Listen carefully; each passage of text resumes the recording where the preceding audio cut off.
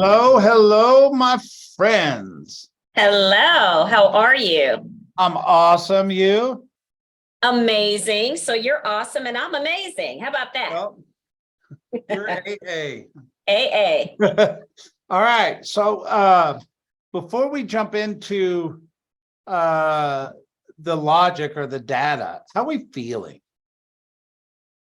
I think that's a good question. I think many of the agents that I'm speaking with are feeling very optimistic, and that's good. I think they're seeing some things happen. They have heard the news of going back to the basics, and I do think that they're leaning into that. So I think they're feeling good and optimistic. Perfect. Today's one of those days you pay taxes, Toya. So Yes. that kicks us all where the sun don't shine some years. But at the end of the day, we make money, we pay taxes, we get that, right? But I have a wild thought today. And I will tell you, it is raw as raw. I haven't polished this. Okay. But if I got $10,000 in my refund in 2019 from my taxes, Mm-hmm. and I put that $10,000 into real estate, what was the return on investment? Well, if you did it in 2019, what did we see? An uptick of about what? Over 30%? Over like 1 year. Yeah. And then the next year. Same. And then the next year. Yeah. So if I had taken my income tax refund check and put it into real estate, my return on investment, I could create the actual number, but it's a lot. It is. And if I had done it in 2020, it would still be a lot. Mm-hmm. Did it in 2023. What's my return on taking my income tax refund and putting it into real estate? Now, everybody on this call goes, I pay taxes. I don't get a refund. I get that. Yep. Truth is, your database doesn't. So my question is, if today's tax day, what are you putting on social media this week?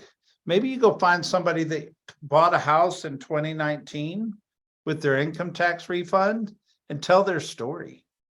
Say, we took our income tax refund, we bought real estate. That house we bought for 300,000 is now worth 450. That $10,000, what do you think that's worth today? Right? Like, you could tell a really cool story around return on investment of income tax refund, but it's only a cool story this week because it's tax season, right? It is, but I think it also gives them an idea of how you can create a niche market in order creating wealth for your clientele and building new investors. Yeah. Thank you for polishing that, because my raw thought. I don't know. I woke up today going, man, people should be putting their refund checks into real estate. Yeah. How do we tell that story to help people connect the dots that it's a really good idea to do that? By the way, that has nothing to do with interest rates, by the way. Nothing. All right. We did a stats presentation last week. Toya, I'm not looking for compliments, but I'm asking, was it useful? Dude, it was, when I think about what is missing out of the market today and what has been missing for years, is I don't think people know the power of analytics and how being the expert in the market. First of all, I will say you gave great content, and there was content where everyone walked away with something. Brett, we see your stilled camera picture now, so yep, hopefully you'll come back live. That's because my laptop was about to turn off. But it was such valuable information. In addition, I think it showed people how the market is still resilient and how there's still great opportunities in the niche, where we should be focused.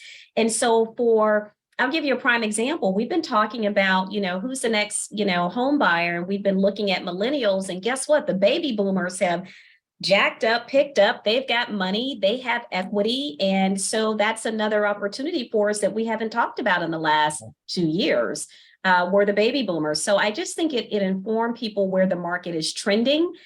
So I hope that people that will have double or triple the numbers. I don't know what venue you'll be looking at, but it was worth the time and effort just to find out where you need to be focused. I got really good feedback. I just wanted to make mention, I plan on doing 2 presentations every quarter, one inside the perimeter and one outside the perimeter.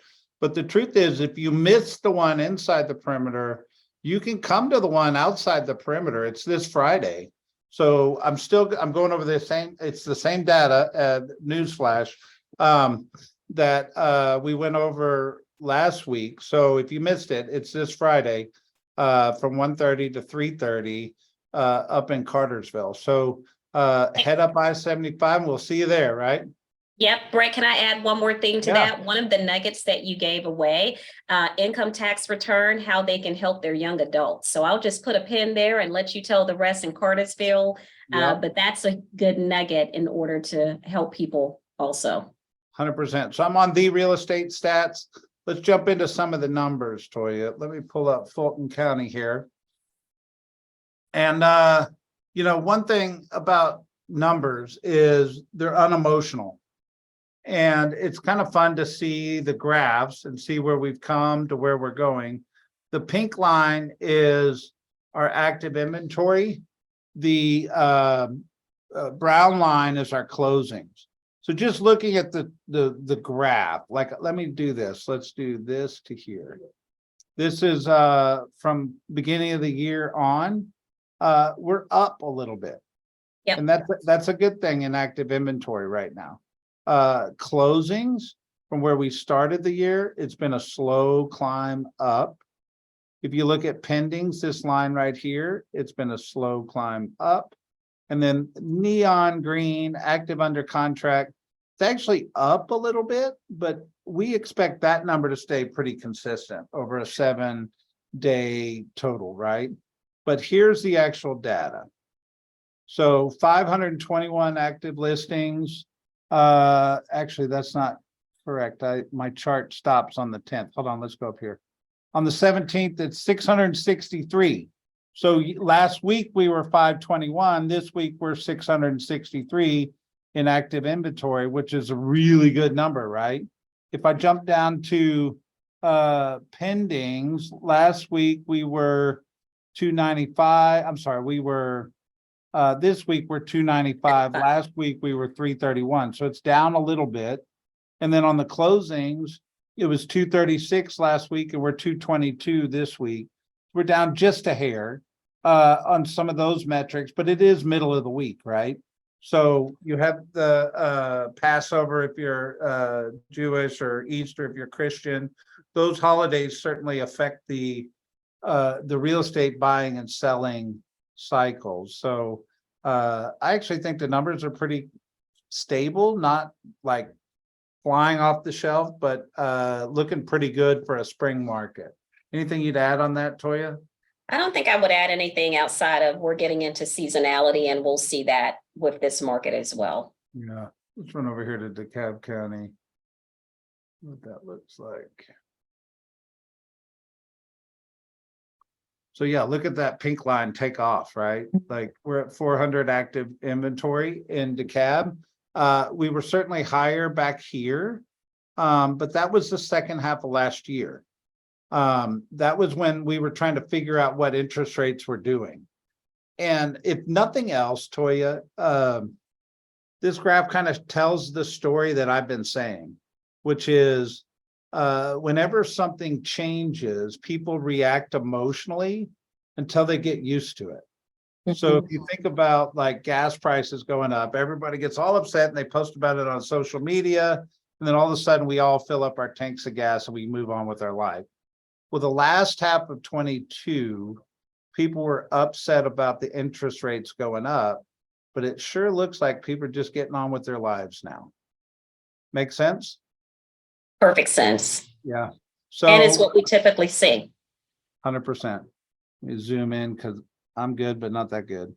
400 active inventory, 89 under contract, 209 pending, and 162 closed. in DeKalb County. And if I just pop Cobb, the other big county in our world, just see real fast. Same deal, little pop on inventory, looks good. If I jump down here to the data, still sometimes it doesn't work. 373 active inventory, 193 pending, 172 closing. What do you make of the numbers, Toya? I just think they're consistent. We're seeing that consistent in each county. So some are, of course, doing better than others, but the trends are pretty much consistent. Yeah, 100%. Chartmasters first quarter came out today. Everybody should have a copy of that. I'm going to put it in my newsletter that's going out this week. So if you get it from your office, that's one way. You should probably have it come to you about 5 different ways by now. So there's a bunch of good information about that, and I'll let you read that on your own. All right. And Brett, one thing that I would say is sometimes people don't feel comfortable with the stats, but I think the other thing that came out of your presentation is you gave them great scripts and easy scripts to use to be able to talk to the statistics. So what do you mean by that? They don't feel comfortable? I think sometimes numbers can be intimidating. Although we know how to count our commission, we may not know how to really relay the message on what people are hearing and what's actually being seen. So I just think that people don't really know how to analyze the data, and they don't know how to use the data in order to say, well, what's the benefit? I think we do a lot of feature selling, but we don't do a lot of benefit selling to say, how is it a benefit for the buyer? How is it a benefit for the seller? Yeah. Like I look at this chart and it looks really busy to me. Of course. Once I It looks learn busy. what it means, it's easy to explain, right? Correct. And that's kind of how data is. Some of the fun things on here we go over in the stats presentation, but you should dive into all this stuff. There's another chart I was laughing earlier down here. I mean, that one's intimidating to me, right? But once I know what it means, it's pretty easy to understand. It's just learning how to explain the data. That's all. Yep. 100%. So anyway, the Chartmasters is out. Make sure you get your hands on it. But let's talk about this for a second. So I was so blown away by this article. I want you to highlight. Tell me what you thought was exciting in this article, and I'll share my thoughts. All right. You want me to go first, what you're saying? Yep. So I'm going to read the headlines and then we'll talk about it. iBuyers and institutional landlords have fallen off the map. Interesting. You're not competing with iBuyers. Gen Z, new generation, new playbook. 7% of investors at New Western are Gen Z. Interesting. Very. House hacking. I've not heard the term house hacking. Oh, I have, and I love this concept. But we'll talk. Put a pin in it. Keep going. And flipping are interchangeable skills. The major trend that nobody's noticed is fractional ownership of real estate. If you're in our world, you've noticed it because we talk about it. But most of the public doesn't understand you can own real estate without owning real estate, meaning I can be a part of a REIT, or I could be a part of a syndication. I can be a part of some fractional ownership of real estate to where I don't have the headaches of home ownership. Yet I have the opportunity of investing in real estate. And then 15 million vacant homes. Woo. And then challenges coming soon to a listing near you. I talked to a good buddy of mine over the weekend, and he's a house flipper. And he said, Brett, here's the deal. Like every house I'm buying these days, I'm replacing plumbing. He goes, I wasn't replacing plumbing 5 years ago. He said, it's just all of a sudden, all the real estate's starting to age out in some of the big repair or upgrade expenditures. And it's very interesting. But anyway, I think what's interesting about this is investing in real estate is becoming, or wealth building through real estate, it's becoming a buzz. It is. We're talking about wealth building. And first of all, I want to go back to just let people know who New Western is. So you saw that name come up. Kirk Carlton is the president and co-founder of New Western, which is the largest marketplace for investors who want to flip, rehab, or invest in properties. And one of the things that just stuck out to me we've been talking about millennials. We've been talking about some of the different things and moving parts in terms of who's doing what. I was pleasantly surprised to see the new generation, Gen Z. Those are people that were born in 1997 or later. Oh my goodness, Brett, that's not me and you. Oh, we're later. Yeah, right. So they're looking at investing. 7% of the investors for New Western are Gen Zers. And you talk about house hacking. House hacking is a new conversation where people are actually renting the rooms.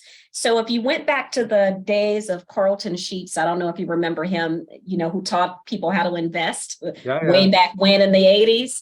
That's the later part. That's the later part. He talked a lot about house hacking, and it wasn't called that. It was just really renting rooms. And so they're finding that they can make more money in doing renting rooms than they would in Airbnb or just rental property or just flipping. So that's now a big push in the investor market right now. Well, it's also college. I mean, they've done this in colleges forever. Yes. Kid goes to college, parents buy the house, kid manages the house with roommates, and they pay for the real estate that way. Well, guess what? It's not just colleges anymore. Nope, it isn't. An enormous amount of people that probably should have bought houses, first-time home buyers that did not, that are living somewhere. But somebody that's taking advantage of the opportunity is understanding this house hacking. The other thing I heard about house hacking, which is not new, but just maybe they gave it a name. It's the people that buy houses and fix them up while they live in it to create the investment, and then they move on to the next house. I remember a gentleman named Ben Kinney probably 10, 15 years ago making a statement, said he never sold a house. He would buy a house, live in it, and then when he was ready to buy his next house, he would just turn the old one into a rental. And he kept doing that over every 2 years.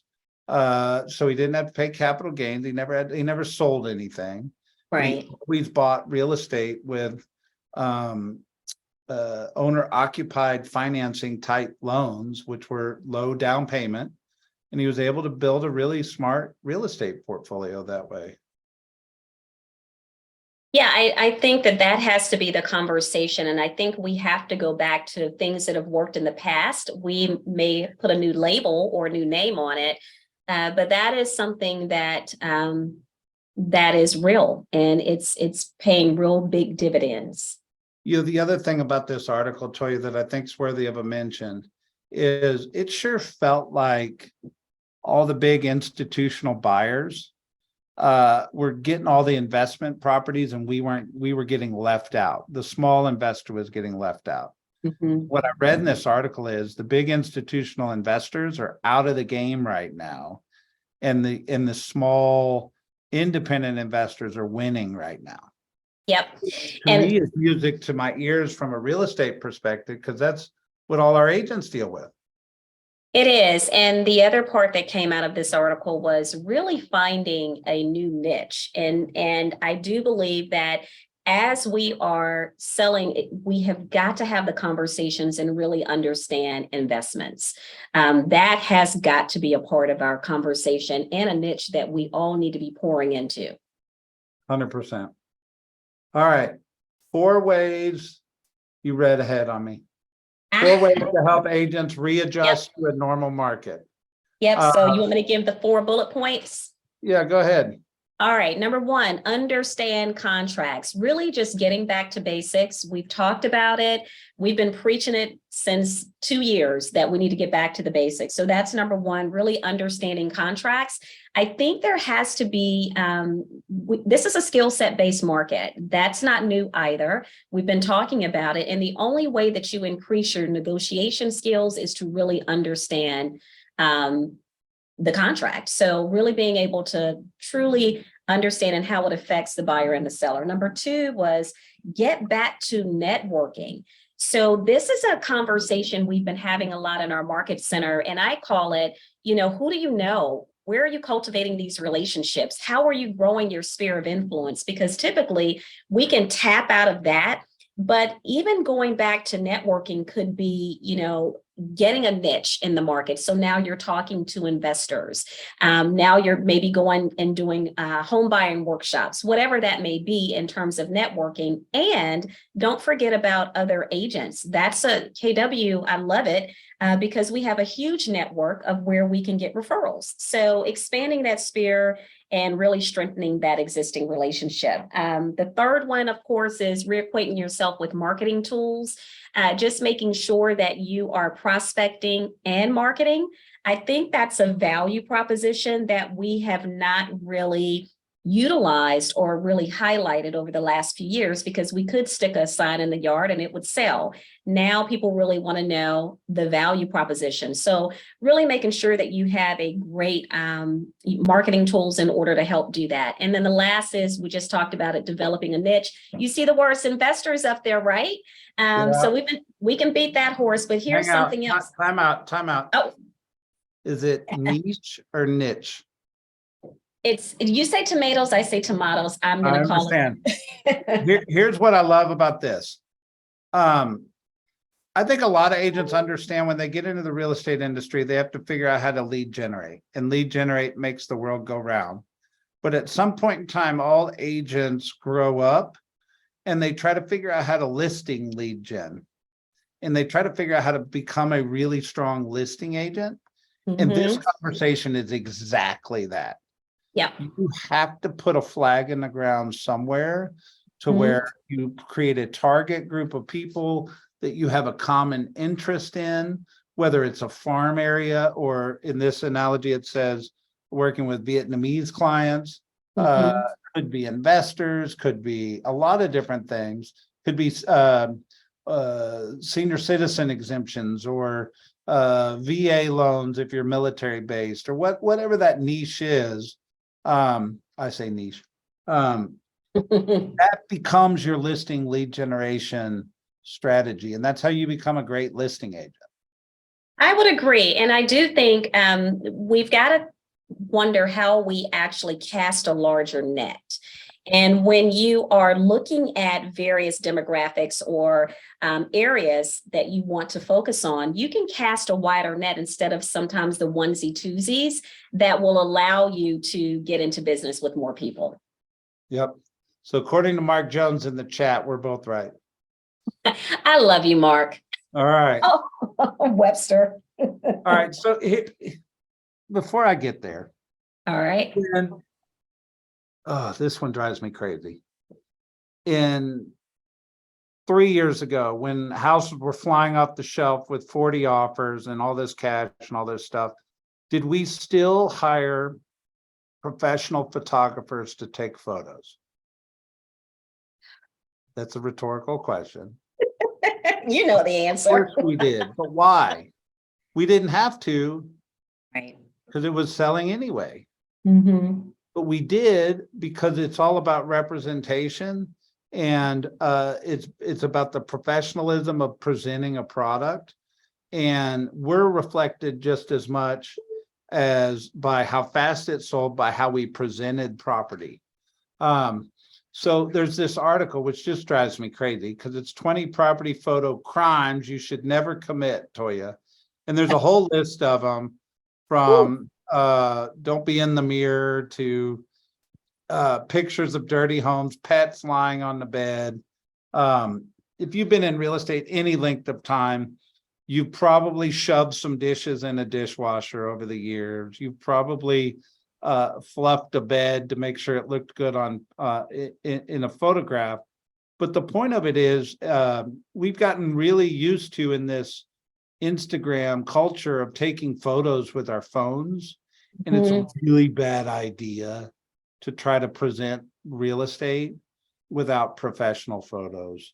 And I realize there's a cost to that, but this is part of doing business, and you need to make sure you're representing properties as best as possible. The other thing Anything that else to add to that? I would add that I love that picture. He's just standing there. I would add that we are professionals, and part of the value proposition, we have to think about every industry is trying to devalue what we do and earning our fair share of commissions.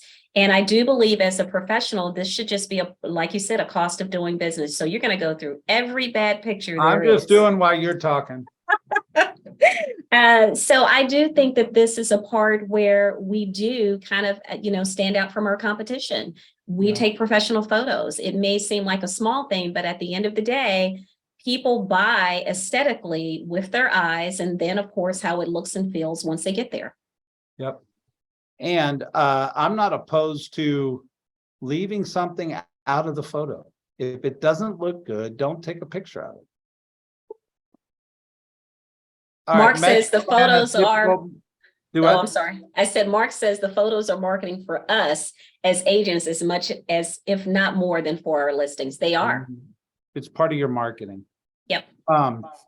Metro Atlanta's typical monthly rent is declining. I actually think this is a good sign, because I think what was happening is rents were escalating so much that housing was becoming just an issue all around, whether it was buy or for lease. And you need rents to be affordable, but also from an investor standpoint, you want to have a healthy incline. The other thing I would explain it around is like inflation. The US wants 2% a year in inflation growth, and it's expected to grow. But when it goes to 8%, they freak out and they want to correct the market. Well, rents are kind of the same thing. We expect rents to go up 2% a year. That's just a normal escalation of rents on property. But when they skyrocket, it actually creates problems in the housing sector. So for a typical monthly rent is declining. I don't necessarily think that's a bad thing, because rents got so out of whack over the last couple of years, it needs to come back in line a little bit. And I look at this number kind of like inflation, like we're going to pay the Pied Piper a little bit around getting back in line with where they should be. Make sense? Yeah, it does. It does. The other thing that I would just add around here, again, creating where do you go after business? I remember, down in the country club of the South, we would get a lot of doctors, lawyers who would rent close to the country club just because they were relocating and they needed something immediately, but they would have the best credit scores, they had the income, and then we would go after those people and they would move right into a $500,000 to $1 million property. Just saying. Just saying. Just saying, there's opportunity there. All right. Last but not least, Atlanta's housing shortage weighs on spring market. All this is really saying is we don't have an abundance of inventory. We understand that. And because there's a lack of abundance, if you attended stats, you understand that there's still about 30%, give or take, of the houses going over, that are selling for multiple offers over 100%. And it's just because supply and demand is a real factor in how any sales industry works, especially the housing industry. And even though inventory built this week, we're still not high in inventory. We're under 2 months of inventory. So it's not abundant of properties to go look at, and it's tighter in the spring. So it's weighing on the spring market a little bit. Anything you'd add? Nope, I think you said it perfectly. We're still in low inventory. There you go. Well, anyway, Toya, thank you for being here. Thank you, everybody, for tuning in. Thank you. Our commitment is to start and end on time.